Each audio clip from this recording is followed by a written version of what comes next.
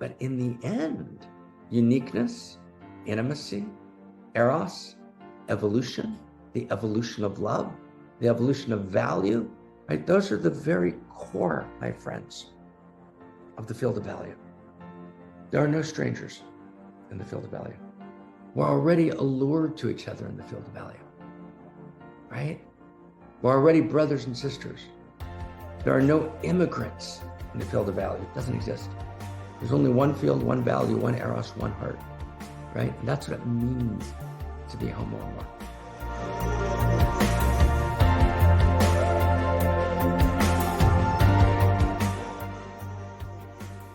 So here we go. Here we go.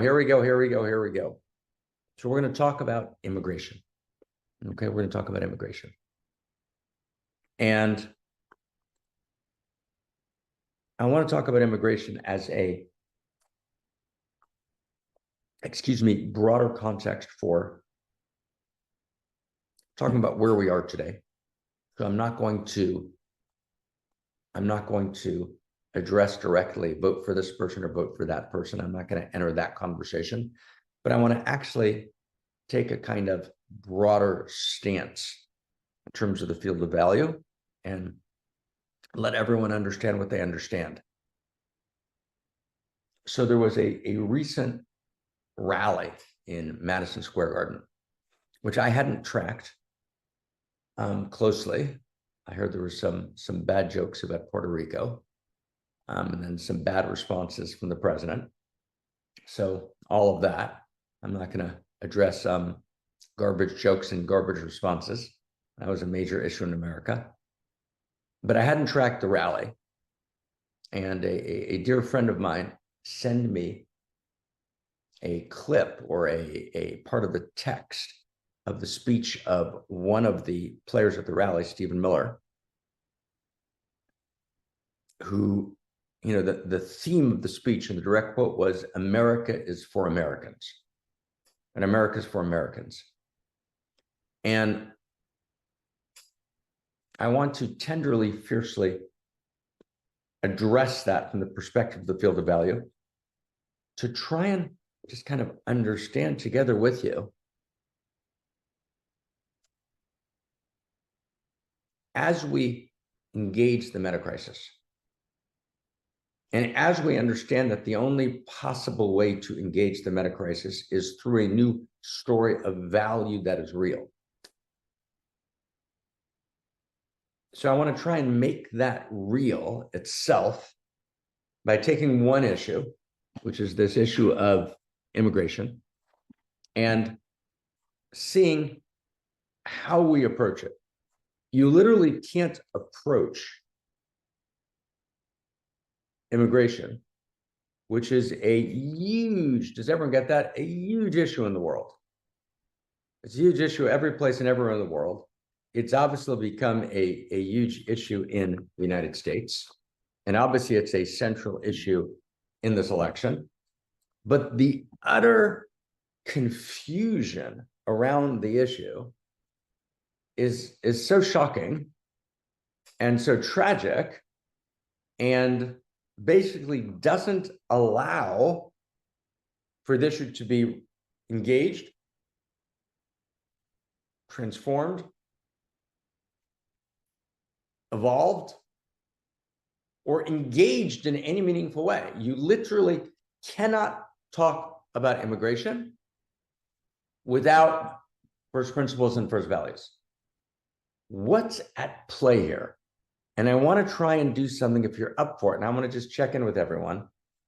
And Terry's not here this week. Terry almost never misses one mountain. Terry Nelson, he misses one in, 100, but he wasn't able to be here this week. And he reminded me, he said, remember, if you're not at home, let people know where you are.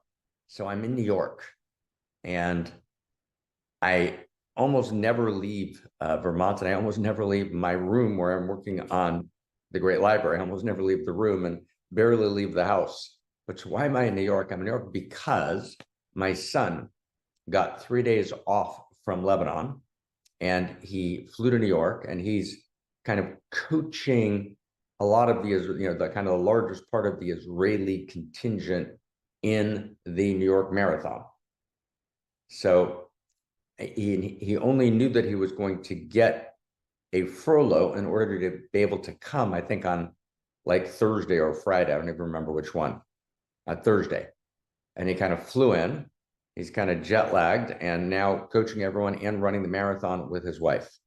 So I wanted to see him. I have not actually seen him physically in the same physical space, through a combination of circumstances. So I was ecstatic to see him and, spend about 4 or 5 hours with him, yesterday. And while I was here in town, so since I wouldn't have been able to get back last night, I came in and did a several-hour meeting this morning with our board chair, with Kathy Brownback. I'm here with, of course, with KK, with Christina. And, we're here, we met with KK. KK and I met with Kathy this morning. I wanted to do One Mountain, and then I'm going to, right after One Mountain, meet with the gang and then, head back up to Vermont. So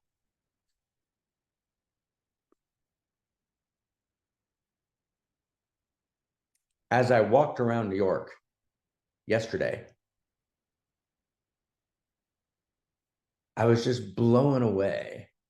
My heart just insanely delighted just by hearing so many languages, right? New York is a city of immigrants, right? People from all over the world. And I've always been, just to say, madly in love with Manhattan. I lived in New York for about 12 years, from ages 14 to 26, with a stint in Israel in the middle of it. And just like, oh my God, I was always madly in love with Manhattan. And, I fell in love again yesterday, and just hearing all the languages and seeing all the people. And I was just so proud to be American. I'm Israeli and American. And of course, Martin, Palestinian. And of course, Indian. And I'm also, by the way, Chinese and Russian. And then Ukrainian, of course. Right. So I've got many nationalities, but I hold passports with the United States and Israel. And I was just like, oh my God, walking around New York, I literally wanted just to sing the Star Spangled Banner, America, oh beautiful. Just gorgeous. Who are the Americans? Are we talking about my parents, right, who came over, who immigrated, right, from Poland after World War II? Are we talking about the Russians or the Ukrainians or the Chinese or the Indians who've immigrated and who participate in America? Immigration is this huge issue. America's for Americans gets thrown into the public space. What does that mean? How does the field of value relate to that? So the truth is that you can't discuss the issue of immigration in any sense, shape, or form without actually having a deep and profound understanding of what we mean by value and what we mean by the field of value. Without that, the conversation literally doesn't begin. So I want to go through about 10 points, okay? I'm going to go through about 10 points and really try and think these through, okay? In a deep way, okay? So one, when we talk about immigration, we need to ask ourselves 3 major questions, without which we can't even have the conversation. And each of the 3 divide into, 1A, 1B, 1C.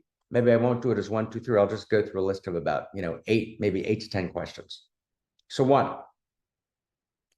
by immigration, we mean, what do we do in this new world in which strangers meet each other? So, it used to be that if you were, I don't know, you were Indian, right? And you had a very different lifestyle than someone from London. And it was 1,000 years ago. Well, there wasn't much London 1,000 years ago, but let's say it was 600 years ago. London had gotten started a little more developed. right? But there wasn't much travel between London and Delhi, whatever the name of the city happened to be at that point, because there just simply wasn't the possibility. We now have a world in which there are flights all the time between different principalities, between different countries, between different nationalities, right? The possibility of movement, right, is, right, essential to the 19th, and then much more dramatic way, the 20th and the 21st century, you know, in this exponential way. So we can move. Used to be we didn't move. Used to be we were confronted with a crisis in one place, we had to work it out in that place. Now we have this new possibility, and this new possibility is we can move around. So we start meeting each other. Now, what happens when you have one population that wants to leave where they are and go someplace else? They want to immigrate. So is there an obligation on a host country to accept immigrants? That's a big question. Is there an obligation? Let me say it differently. Is there a value? Right? We need to accept immigrants. Or is the host country fundamentally doing a favor? Right? You know, we can make whatever immigration policy we want. It's our country. We get to do whatever we want.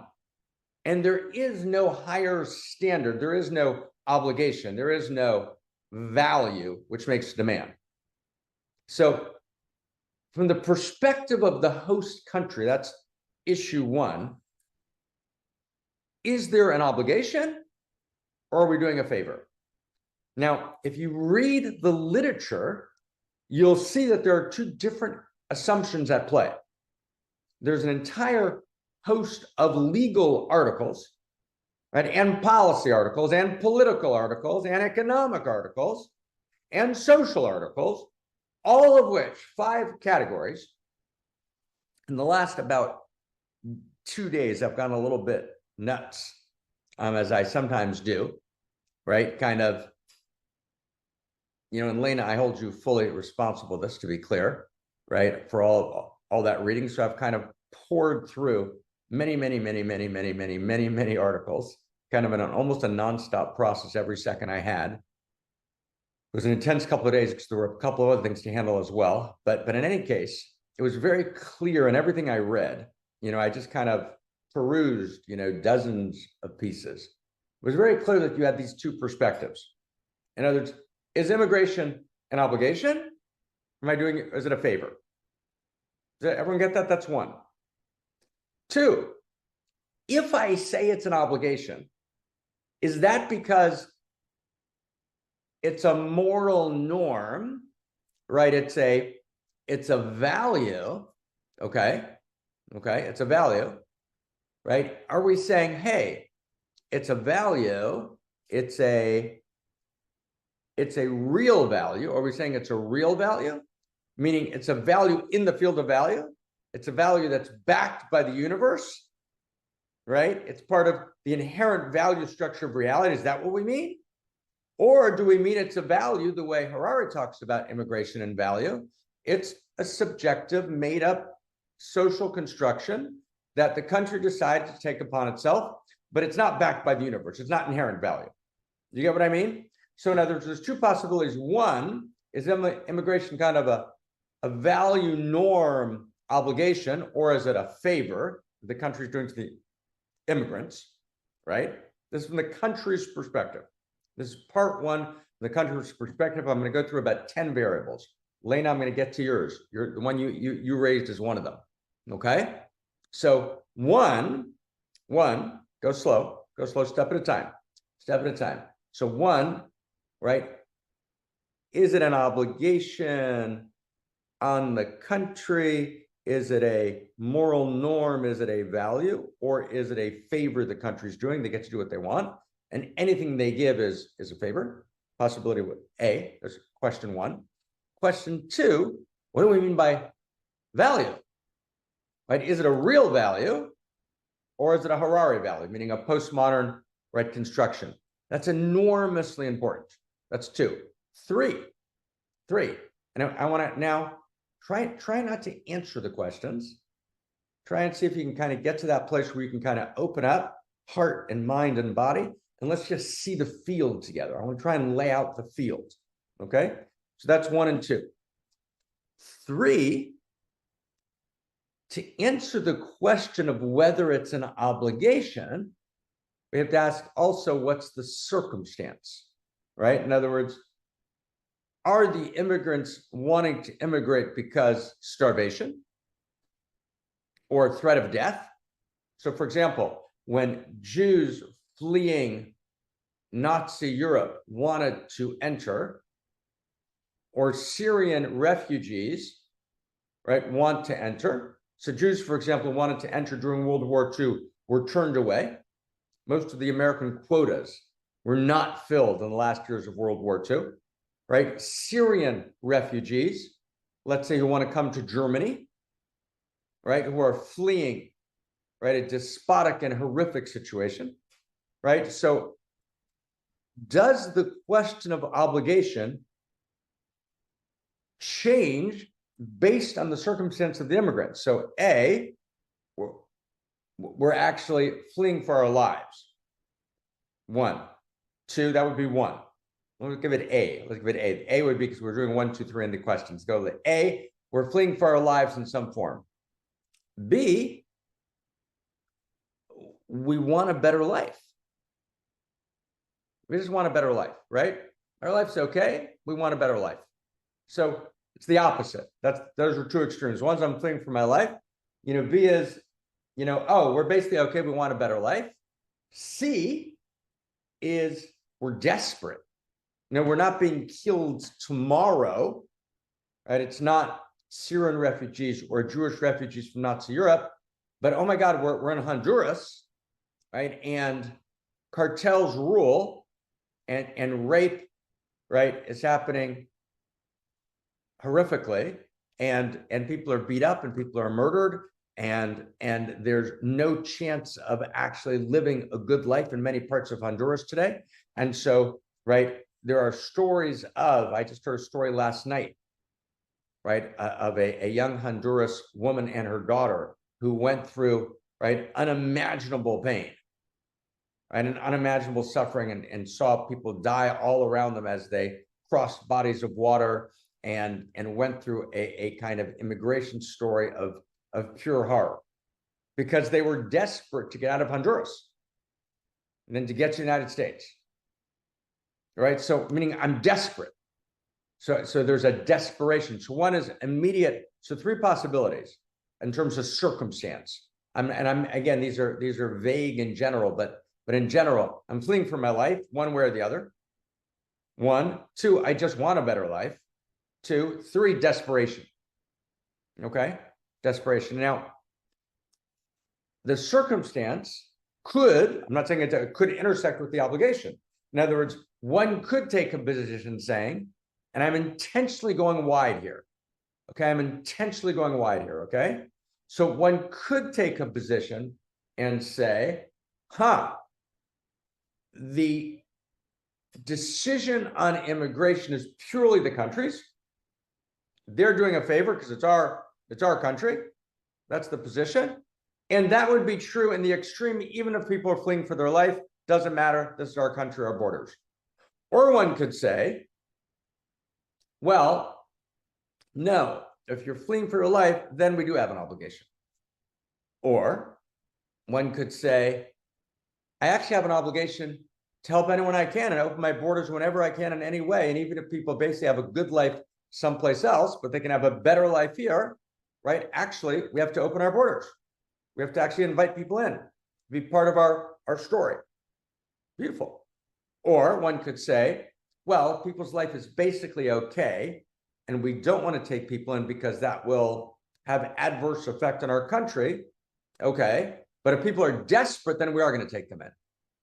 Does everyone get that? Desperation, right? We're related to other people's desperation. Does that make sense, everybody? Okay, so the issue of obligation, the issue of is it a favor or obligation, intersects with a second issue, which is the issue of circumstance. Everyone, that makes sense to everyone? Give me a show of hands. Just say yes if you get this. And I think you begin to see what we're doing. None of these issues come up, right, in the sound bites. You need to kind of like lay it out. So now let's go deeper. Let's go deeper. So now, so we've talked about obligation or favor, one. Two, we've talked about, is it real obligation? Is it a real value of cosmos, or is it contrived? That's two. Three, we talked about circumstance, 1, 2, and 3. Three possible, circumstances. One is fleeing from a life. Two is just a better life. And three is desperation. Okay? Clear? Everybody clear? Right, and we've said that the issue of circumstance intersects with the issue of, do I have an obligation or is it a favor? That those could intersect with each other in deep and powerful ways. Okay? Now, if you just got that, you're way ahead of the game. Now, we're just getting started though, okay? We're going to go about 20 more minutes, but we got to go real deep in here. 20, 25 more minutes. We got to go real deep here. So now, 4. Now let's look at it not from the perspective of, no, let's go, that'll be 5. Let's go 4. Let's go 4, one more. 4. So there's another position that comes up in literature which says that we have to protect our country. Right? We're obligated to protect the boundaries of our country.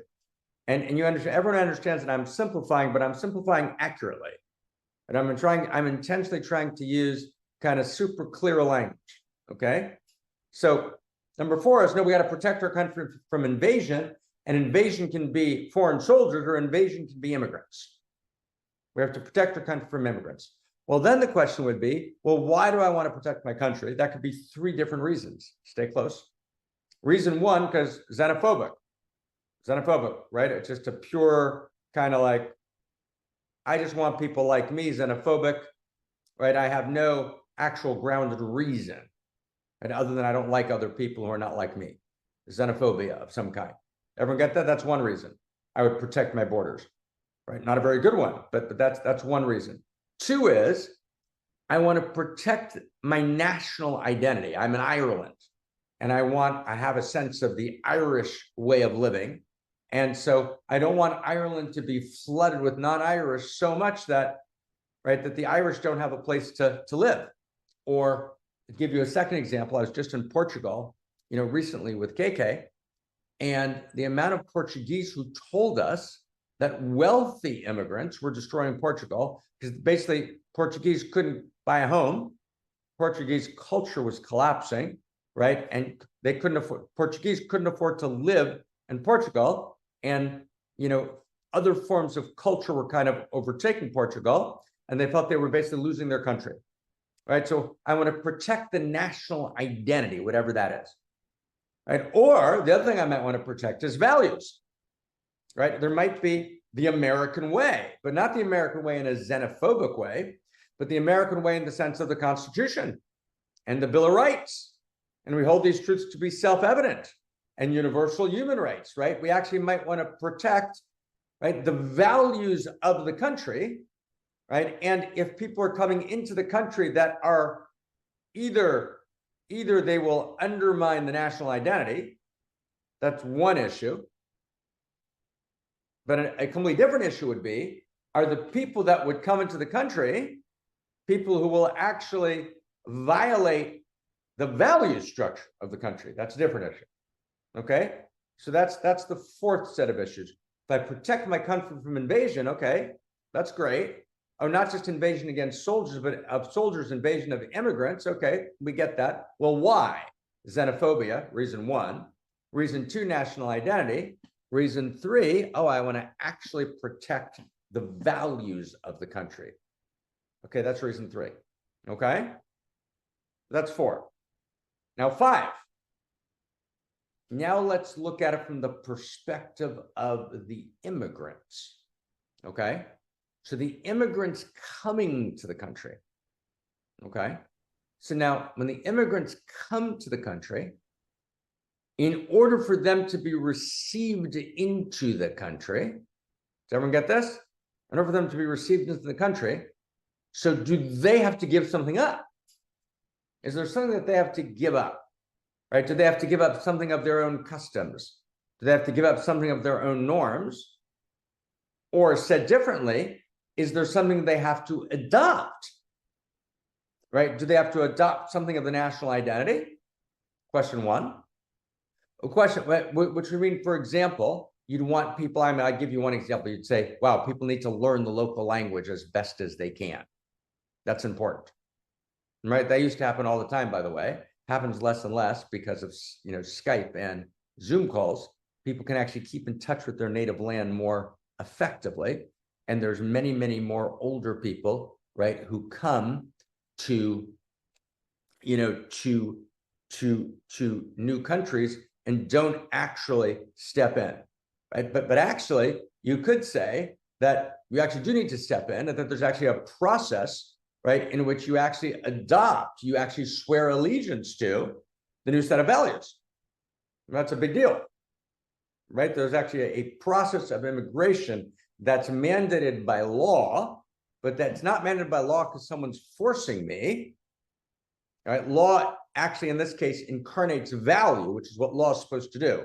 Law is not supposed to be a legal imposition. When law works, if that law incarnates value, okay, I come to this country, I need to give up something of my old allegiances, something of my old norms, something of my old values, and I need to adopt something of the national identity, but not just the national identity, something of the value structure of the new country.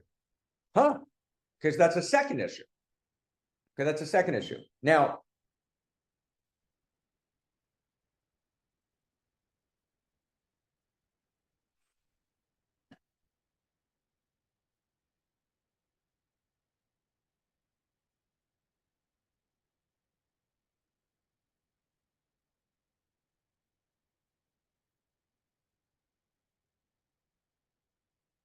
the third issue is, right, and this is that was actually the I'm not in terms of 1, 2, and third issue. That's a bad counting. So I think we're up to like number 6 now. Okay, let me just kind of do it that way. Okay, we're up to like number 6 now. Okay, so let's see at number 6. Okay, so number 6. So let's say that we have these two questions at play.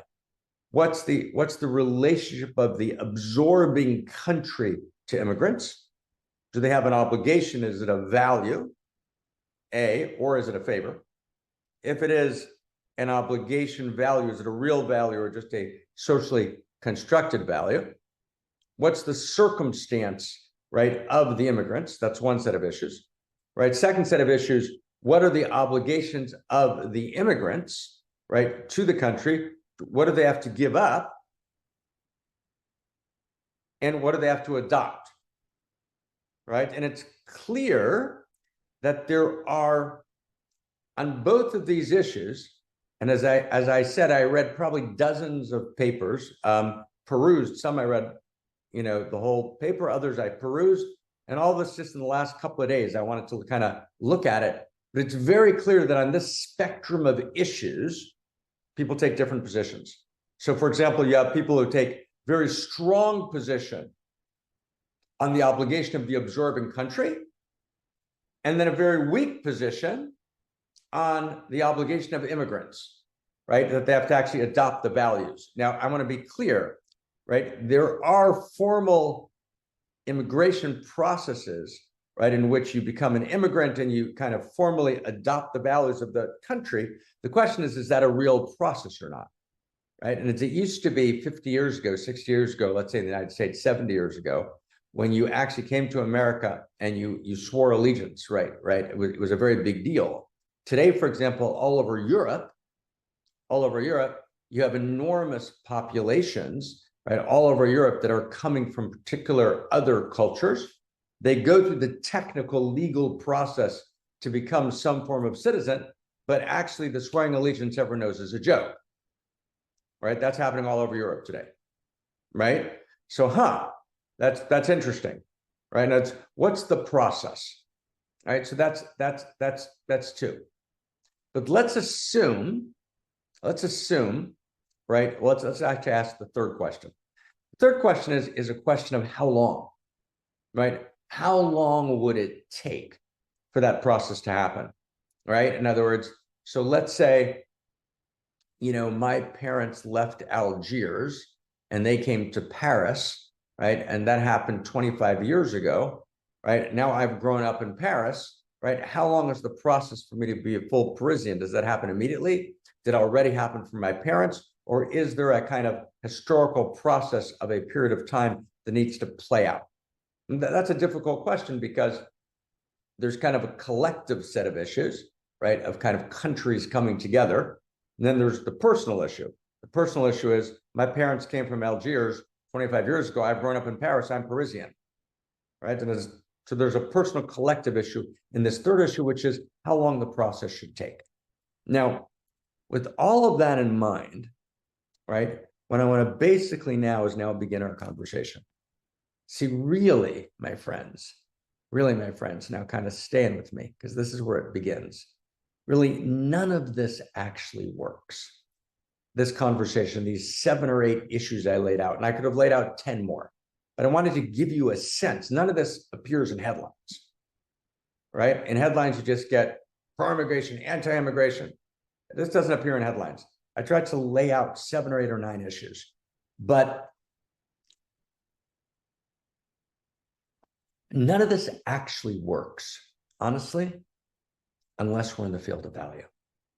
Meaning, now stay close, because this is where it really matters. See, if I'm in the field of value, and I actually recognize that value is real, and this is why when Harari attempts to discuss immigration, it's almost laughable. And when you read the literature, right, on immigration, right, it's thin and the arguments are confused. And even the 7 or 8 issues I just laid out are completely confused. And everyone's making assumptions about different things that don't actually match any kind of wider set of visions, right? So someone might say, right, I'm pro-immigration, but being pro-immigration for them means X, right? But they haven't laid out what are the real issues at play, right? But they're anti-immigration, so anti-immigration means Y, but they haven't laid out what the real issues are at play. Like, you've got to get underneath pro and anti-immigration and actually think about immigration in terms of the field of value. So in terms of the field of value, let's see if we can kind of find our way, because that's the question that's at play. That's the question that's at play. And let me try and say it in terms of the field itself. So number 1, uniqueness is a value. Uniqueness is a value. So Ireland can say, oh, this value of uniqueness, we want to preserve the national character of Ireland. That's true. But no value ever lives by itself. So there's another value.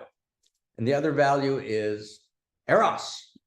And Eros is the desire for deeper contact and greater wholeness. There's another value called intimacy. And intimacy is this sense when parts come together and they create a new identity. They have a new shared identity. And a shared identity, there's mutuality of recognition, and there's mutuality of pathos. We feel each other. And there's mutuality of value. We're in a shared field of value, and there's mutuality of purpose. That's a value of intimacy. There's another value called evolution. And evolution says that values evolve, that value is not static, that value evolves, right? There's another value, called transformation, right? Evolution is a series of transformations. And so constant transformation, right, is a value, right? These are core values.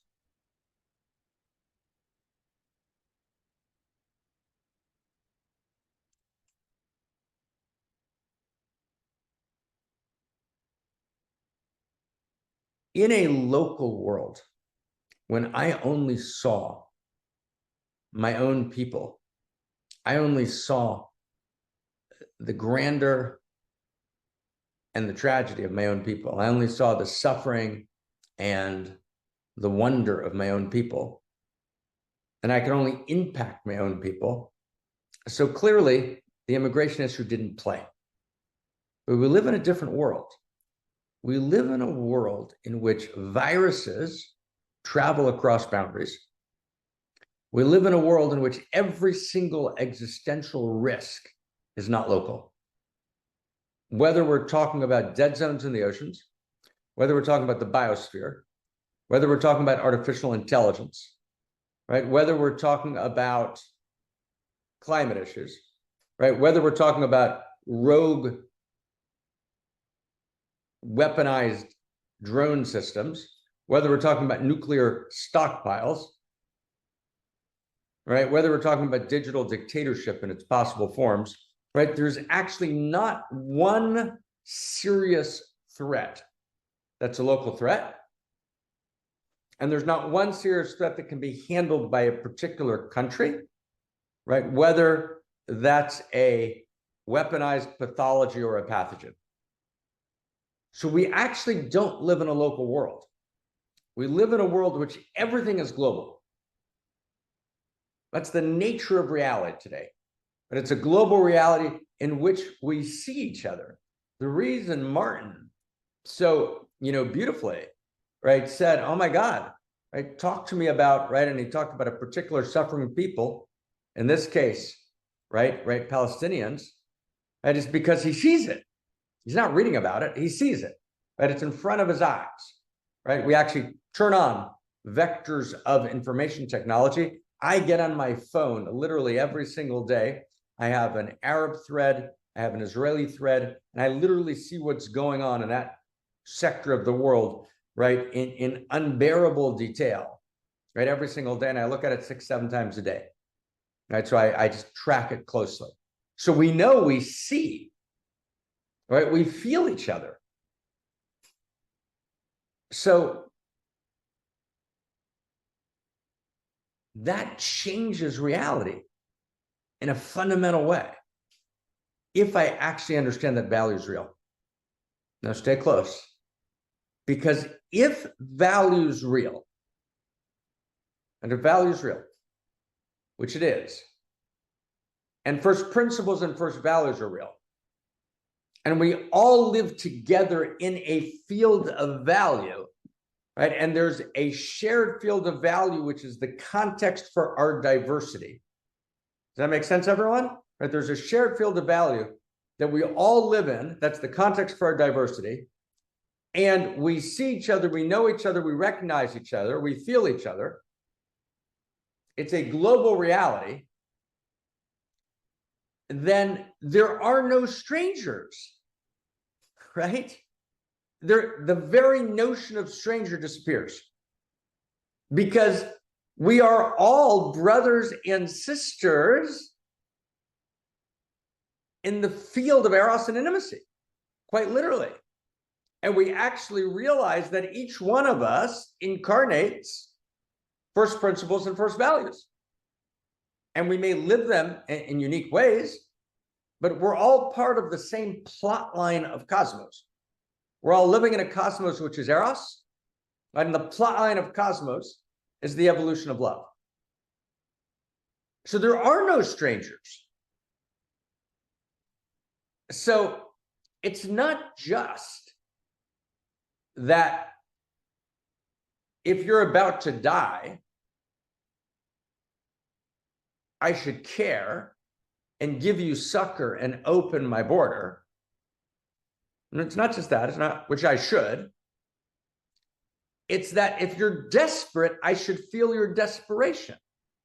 So if you're in Honduras and you're desperate, then your desperation matters to me because we're intimate with each other. And the notion that we can actually split the world into ossified boundaries is exactly what we call the global intimacy disorder. That's what a global intimacy disorder means. It means there's no shared field of value. And since there's no shared field of value, we don't know how to be intimate with each other. Now, here's the thing. You can't engage immigration without dealing with the global intimacy disorder, because immigration and this whole 8 points I made wasn't the point I wanted to make. I wanted just to lay it out so you could see it and feel the sets of issues. And now what I'm saying is, it's all bullshit. You can't even have the conversation. It doesn't help at all. There's no conversation to be had unless we overcome the global intimacy disorder, right? The immigration fiasco, right, is a violation of the global intimacy disorder. Okay? Does that make sense, everybody? Now, you can't solve the global intimacy disorder unless you realize that the failure of intimacy is rooted in a failure of shared value. We're not in a shared field of value. So therefore, we're not intimate with each other. So therefore, we're debating immigration. But if we are in a shared field of value, everybody with me? If we are in a shared field of value, then what? Then we're not strangers to each other. Then the entire premise with which I began, strangers are meeting each other, how do strangers meet in this? Doesn't exist, because there are no strangers. We're all already beloveds in the field of value. We're all ever, always already beloveds in the field of value. That's who we are, right? There are no strangers. So if we're in a shared field of value, then of course, the care for someone else who's desperate that I can give succor to is a core value. It's a core obligation. Of course it is. Like, of course. Now, that doesn't mean that we've ended all issues in immigration.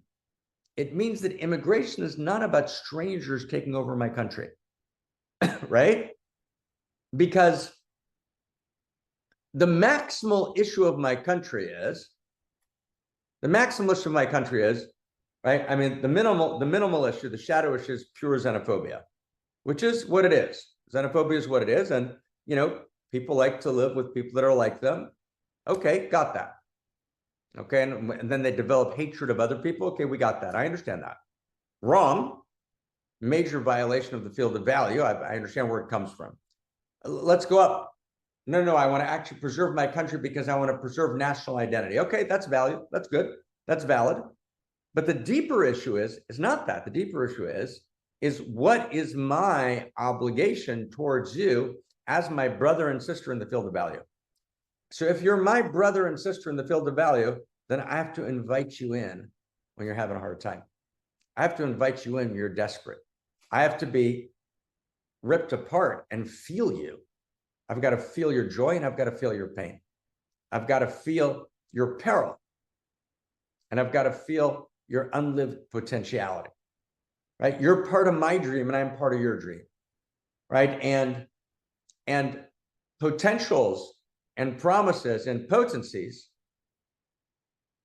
and poignancies, right, are not limited by borders, right? And actually the notion of no boundary consciousness is that ultimately that which unites us has got to be so much greater than that which divides us. So I've got to be intimate with you, which means I feel you and you feel me and you feel me feeling you and I feel you feeling me. And the very notion, the very tenets of the conversation that take place around immigration are expressions of the global intimacy disorder itself. This is the global intimacy disorder. And the global intimacy disorder, we've said 1,000 times, is rooted in a collapse of a shared field of value. So the first thing I need to do is I need to reenact the field of value, right? We need to actually, right, get over the massive problems in value theory, which got destroyed. And the assumption became, a la postmodernism, a la, let's say it's, you know, parrot popularizer Harari that we've talked about the last few weeks. The assumption is value is not real. Value is just a made-up social contrivance, a fiction, an intersubjective convention, a figment of our imagination. So if that's true, if value is the figment of my imagination, well, then we're going to have a global intimacy disorder. Of course we are. And of course, we're not going to trust each other. And of course, we're not going to trust immigrants. And of course, we can't have a real conversation about immigration because there's no shared field of value. So how can we possibly have the conversation? What I need to do is I need to actually say, no, there is a field of value. We need to reclaim or actually evolve value theory. We need to articulate a notion of first principles and first values. That then, by definition, solves for, resolves, evolves, transforms the global intimacy disorder, because what it says is there's no more strangers, right? We don't become family. We don't become familiar or family because we have the same accents exactly, or because we have the same color skin, right? We're interested not in the color of our skin, we're interested in the content of our character. It's about the content of our character, which is our participation in the field of value and our ultimate identity. That's why what I mean by a world religion as a context for our diversity, right? We need a world religion as a context for our diversity, and the world religion is a shared grammar of value in which we all participate, and a shared story of value whose plot lines run across all the meridians of the world, and the plot lines of the field of value cross all the borders in the world. America is a particular expression of the field of value, right? And we want to strengthen that field of value. Now, is it true that any country, right, wants any country that actually stands in the field of value should correctly actually ask the people that come and join it to participate with them in the field of value? Well, of course they should. Of course they should. Of course. And so, right, for example, and the FBI in the United States has done some very good work on this, and the security services in Belgium have done good work on this, and the security services in France have done work on this. But certainly in the United States, there's very, very real information that has nothing to do with any party line, that there are attempts to, for example, manipulate elections through digital bots. That's happening.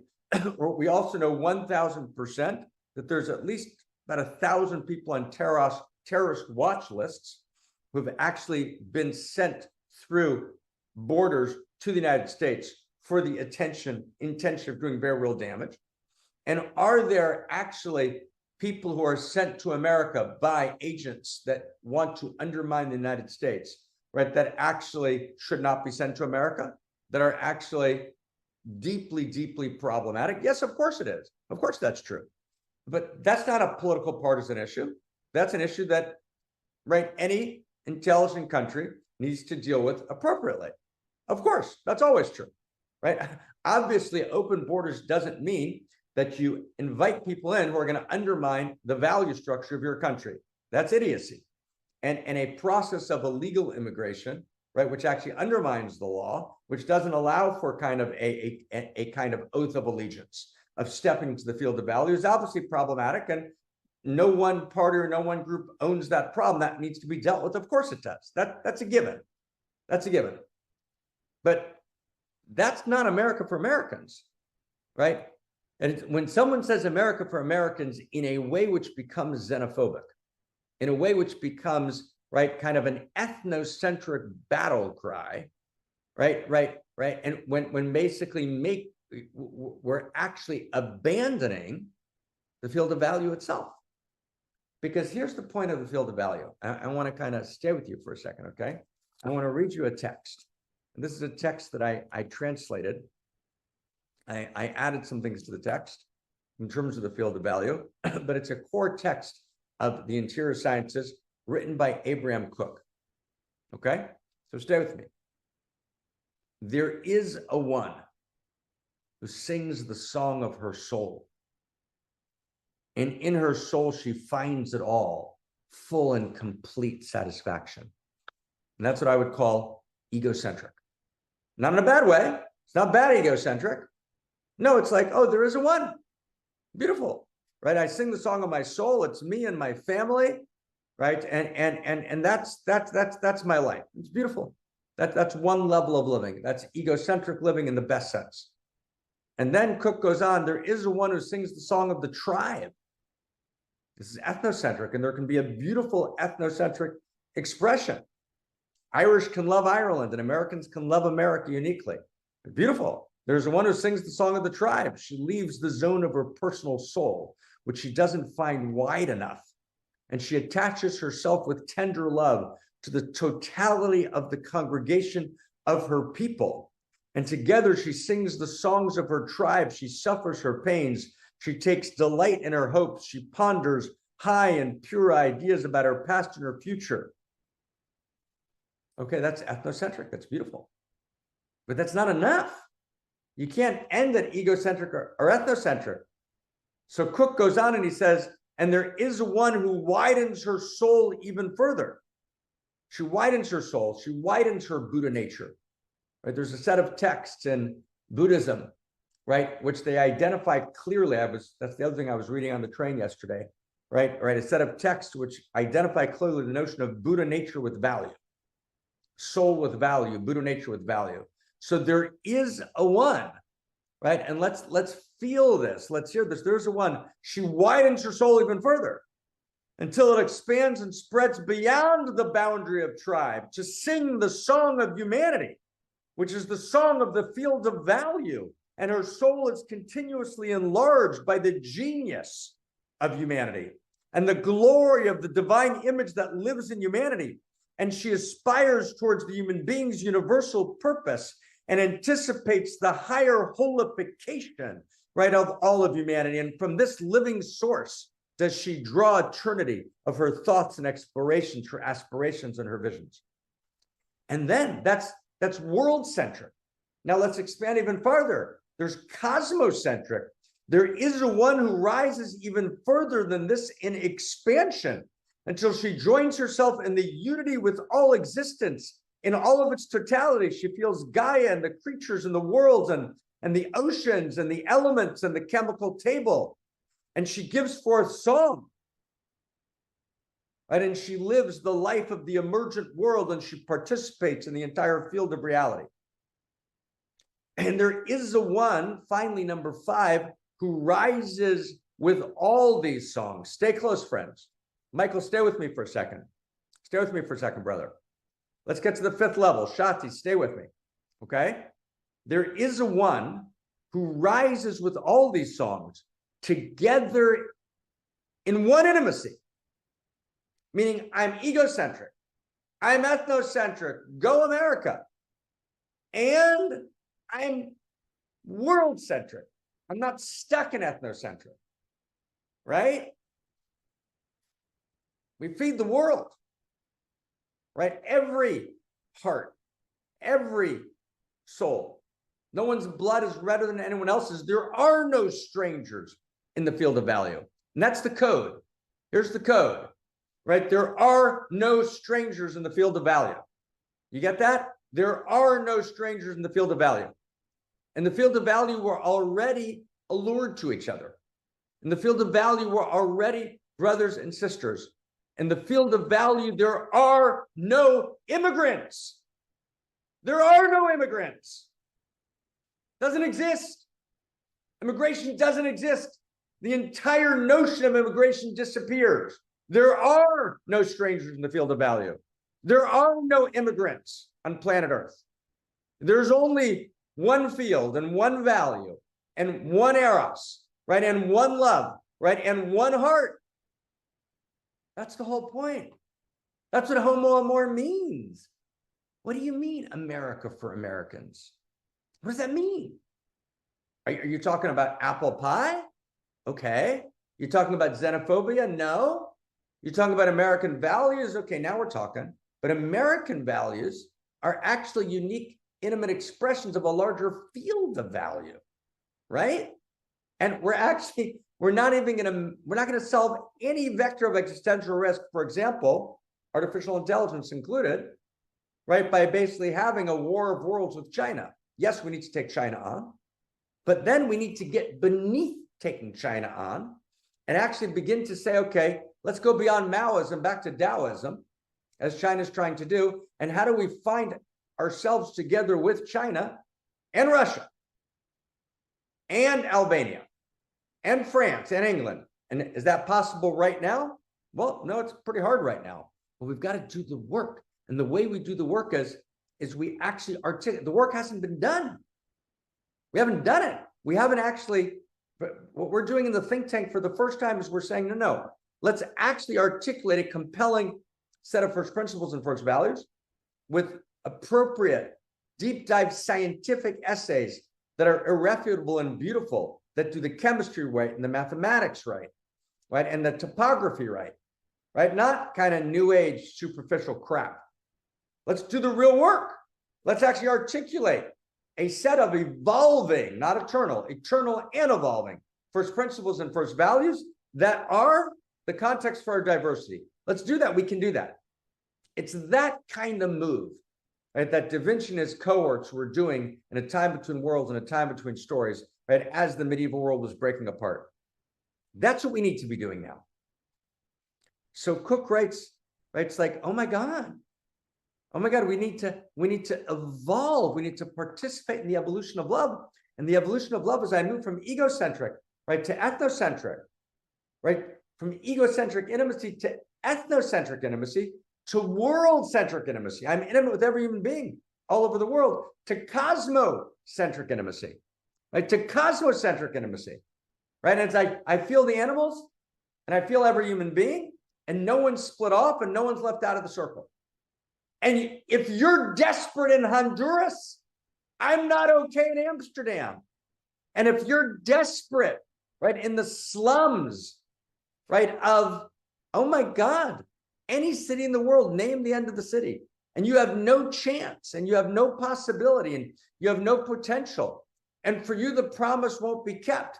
But I'm sitting and living, kind of my life by myself in my own self-involved narcissistic world, and I can't hear you and I can't feel you. We got a global intimacy disorder, which means we're outside the field of value. Now, how do we do it? Let's think carefully. Let's think carefully, right? We want to respect national entities. We want to respect the national identity of every country because there's a principle of uniqueness in the field of value. And uniqueness is, there's unique countries. Beautiful. There's unique countries. We respect unique countries. Uniqueness, the unique instrument in the field of intimacy is a gorgeous value that's precious, that needs to be protected. Of course it does. Of course it does. But in the end, uniqueness, intimacy, eros, evolution, the evolution of love, the evolution of value, right? Those are the very core, my friends, of the field of value.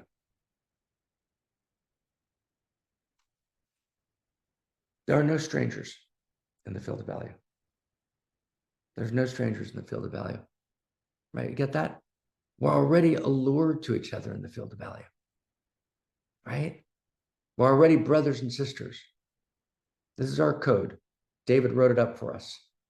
There are no immigrants in the field of value. Immigration doesn't exist. There's no such thing. There are no immigrants in the field of value. It doesn't exist. There's only one field, one value, one eros, one heart, right? And that's what it means to be Homo Amor. Okay? That's what it means to be Homo Amor. It's like, wow. Wow. Wow. Okay? I just want you to notice everyone. Okay? I'm gonna just notice one thing as we finish. When I laid out those 7 or 8 questions, they're important. They're important, right? Like, if they don't exist in the headlines. No one goes through the issues, but basically they were unresolvable. Did everyone notice that? Now that you're like, okay, these are great. We got the issues. Really helpful. Glad we came to one mountain. We got the issues. But as long as that conversation takes place outside the field of value, there's no conversation. The second we're in the field of value, there's no strangers. So I just want you to notice that. What often happens, I mean, it's actually wild. What often happens is, so I mean, I'm going to just give you an example in the United States. each side is demonized. So the postmodern world, well, let me take away each side is demonized. Each side has a dimension in its articulation, right, that actually takes us towards a path of destruction. So when the conservative world, right, just in general, the conservative world looks at the postmodern liberal world, what they basically say is those guys are outside of the field of value. We have to conserve the field of value. But they don't have a language to do that. They don't have a language for universal grammar of value. So then they go back to the last language they have, which was a particular Christian language. So America as a Christian country becomes, for example, very strong. Or a classical kind of, not Christian, but American, we stand for America's vision of value. And that vision of value is going to triumph in the world. And value is good and real, but we don't know how to articulate a universal field of value. For us, it just becomes, it's America. It becomes America. It's not Christian, it's America. And then that can easily regress to a kind of xenophobia. That can regress to gross violations of the field of value. That's absolutely true. On the other hand, you have strong elements, right, which are not in the conservative world, but which are in the liberal world, which have abandoned the field of value altogether. And so there's strong opinions, and at least 5 papers I've read in the last 2 days, right, at the very center of the liberal world, that actually, and these papers I read were actually European papers, they weren't about the United States, but that actually don't want to make any real demand on immigrants, right, to actually adopt a set of universal values that are part of what it means to be a citizen, because they themselves don't believe in value anymore, right? And they don't want to protect the identity of individual European countries because they feel completely shamed by Europe. And they don't think there's anything called European identity. And they don't think that the value that their own liberalism espouses is real. So why would you make anyone, right, swear allegiance to something you feel is not real?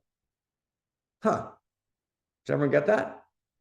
So let all the immigrants in, and that's fine, right? And if they come from kind of Islamic fundamentalist places, well, what can we do, right? But why is that any better or worse than anything that we have, right? So stay close to me for a second, okay? So stay close to me for a second. So what we tried to do today is we did essentially 2 parts. In the first part, I tried to lay out what are the issues at stake, right? You can't just talk immigration, yes, immigration, no. It's not a pro-anti-immigration, right? We first have to kind of lay out, and so I tried to lay out, 7, 8, or 9 general points for consideration. That's one. That was part 1 of today. Then part 2 of today, we said, okay, but actually, all of that doesn't actually work. Because if we're not in, stop shaking the table. If we're not in the field of value, if value is not real, then those 7 or 8 points are almost impossible to resolve. The contradiction, right? The set of competing interests become almost impossible to resolve. You can't actually really deal with the immigration issue unless you actually deal with the global intimacy disorder. And the global intimacy disorder is based on not participating in a shared field of value. So if we actually resolve that, if we actually evolve value theory, which we've done, that's exactly what cosmoerotic humanism is. If we actually articulate a shared set of first principles and first values, then the immigration issue softens. It begins to almost solve itself. It's not that there's not a lot of important conversations, but the whole thing changes. Why does it change? It changes because there's no more strangers. It changes because ultimately there's no more immigrants in some profound way. It changes because we're all first part of the same field of value before we're individual nationalities. there's actually a world religion as a context for diversity. And I'm using the word world religion in the same way I would use the words shared grammar of value. And if we share a grammar of value, and then the whole thing begins to change, right? I don't know who asked that question. Let me see if I can find that person. So I'm just trying to respond a little bit to what you said, love, okay? So in other words, once we're in a shared field of value, then we can have a conversation. Once we're in a shared value, then we can trust each other, right? Once we're in a shared field of value, then the majority of the issues that I raised in my list of 1 to 8 begin to soften. They begin to be resolvable. We begin to realize, oh, there's an actual absolute value of bringing people into my country who are in need, but they're not strangers, they're not immigrants. They're shared brothers and sisters in the field of value. We begin to realize that there's actually a global intimacy disorder, which we have to overcome because all of existential risks are global. They can only be solved, right, with a global cooperation and vision. And finally, here's the last thing I want to say. And we're going to end with a little song, okay? And then Krista will take us home, right? And we're going to just play like 3 minutes of it.